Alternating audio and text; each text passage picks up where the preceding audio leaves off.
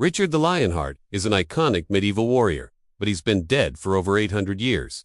How is he still such a big deal? Well, it helps that his legendary exploits were recorded by one of history's greatest storytellers. But even before that, Richard was known as a ferocious fighter who led armies in battle, won prestigious tournaments, and slew terrifying beasts. He was also a pious Christian who fought to free Jerusalem from the infidel, and he was a generous monarch who treated his subjects fairly. So how did this great warrior king die? Richard was born in 1157 at Oxford Castle in England. His father, King Henry II, was the first Plantagenet king of England, and he ruled not just England, but also parts of Ireland and southwest France.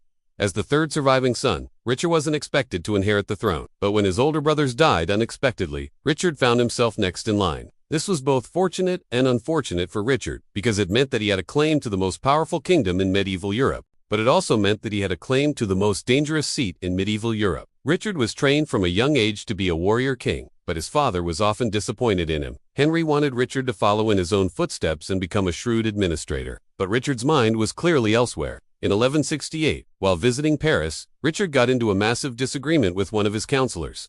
It may have struck him with a sword. Then he fled to Normandy and rebelled against his father. While this conflict was eventually resolved, Henry never quite forgave his son for it. And Richard's relationship with his other sons would also be fraught with tension. In 1173, Henry fell ill and died, and Richard became King of England. He also inherited his father's dream of conquering all of Ireland, but once again, Richard's focus was on glory and battle, rather than governing. So the campaign went poorly and was ultimately abandoned. For the rest of his reign, Richard would face rebellions across his domain. This was partially due to the fact that his older brother John was constantly scheming, and it was partially due to the fact that Richard spent so much time away from his kingdom on crusade. Richard was only king for 6 years when he first set out on crusade, but after hearing about the fall of Jerusalem in 1187, he felt compelled to intervene. Most European Christians saw the Holy Land as their birthright, and many believed it was their sacred duty to conquer it. Richard certainly believed this. As he prepared for his crusade, he wrote, "I will go to the sepulchre of our Lord Jesus Christ in the city of Jerusalem, and if living, will die there a martyr." After raising a huge army, Richard set out west in 1189 and took control of the port city of Acre. Then he turned his attention to the great Muslim leader Salah ad-Din, who had captured Jerusalem 5 years earlier. Richard and his allies struggled through the summer heat as they marched inland, but they were rewarded with spectacular victories at the Siege of Arsef and the Battle of Montigny. During these battles, Richard proved to be an inspirational leader who fought on the front lines. However, he didn't make any lasting progress, and by 1192, his army was exhausted. It was clear that more resources were needed to capture Jerusalem. So Richard made a deal with the Sultan of Egypt and returned home. But his peace treaty gave Christians access to the coast and allowed them to keep the city of Acre. So Richard's crusade wasn't a total failure. Richard had proven himself to be a great warrior, but back home, he was known as a bad king. His nobles hated that he spent so much time on crusade, and they hated that he raised taxes to pay for it. They also resented his younger brother John, who had been named regent while Richard was on crusade and was now using that power to accumulate wealth. By 1194, tensions were so high that civil war seemed imminent.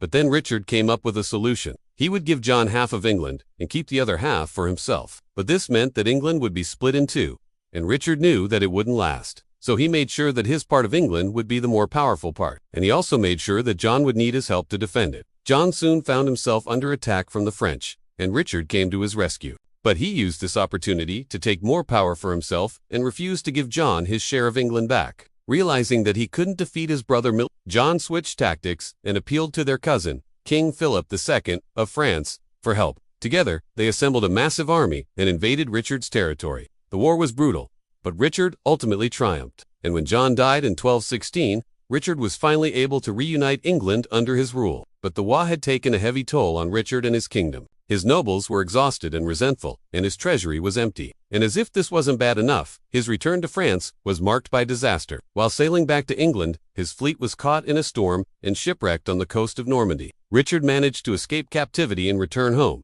but he had lost face in France, and now his enemies were plotting to humiliate him further. Philip was eager to finish what he had started, and he began by capturing Richard's ally, King Louis of France. Then he turned on Aquitaine and began seizing city after city. Soon, all of Richard's power was gone, and he was forced to flee to Paris in disguise. There he surrendered to Philip and agreed to give up all of his western territories. It looked like Richard's reign as a great warrior king was over, but he wasn't done fighting yet. He escaped from prison and returned to England, where he was greeted as a hero. But the people who had welcomed him so joyfully soon found themselves at war with France. Richard's disguise hadn't fooled everyone in Paris, and he had been recognized.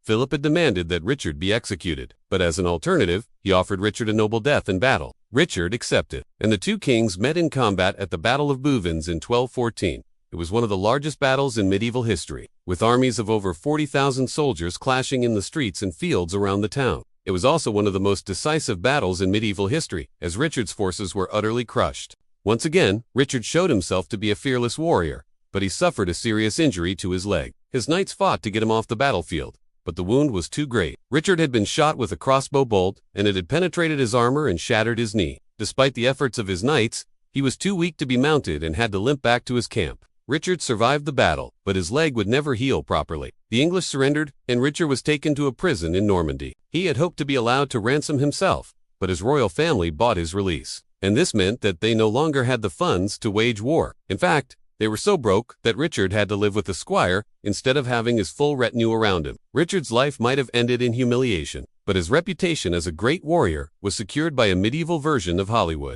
In 1194, the English chronicler Roger of Wendover wrote the first major biography of Richard's life, and it was filled with heroic tales of Richard's bravery in battle. These stories spread across Europe, and soon everyone was talking about the valiant deeds of Richard the Lion. A few decades later, the French poet and historian Joinville retold Richard's story in even greater detail, and he added even more heroic tales of his own. To this day, we don't know how many of these stories are true and how many are myth, but thanks to these chroniclers, Richard became a legend during the Crusades, and that legend has only grown since then. If you enjoyed this episode, please subscribe and check out our series, Medieval Myths and Legends.